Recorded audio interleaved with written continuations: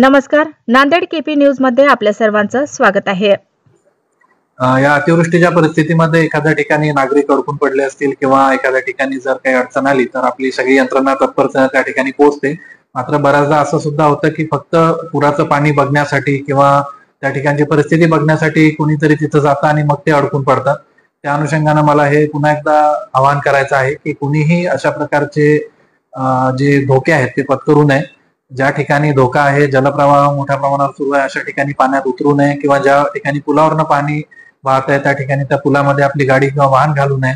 त्याचप्रमाणे पर्यटन स्थळ जे आहे, सहस्त्रकुंड असेल किंवा नदीचे घाट असतात वेगवेगळ्या ठिकाणी, त्या ठिकाणी जर धोका असेल तर आपण जाऊ नये. अन्यथा त्या ठिकाणी मग आपत्तीची परिस्थिती निर्माण होऊ शकते आणि मग सर्वांना त्यामध्ये अडचणीला सामोरं जावं लागतं. त्या अनुषंगाने सर्व नागरिकांनी सुद्धा पूर्ण सतर्कता बाळगणं आवश्यक आहे.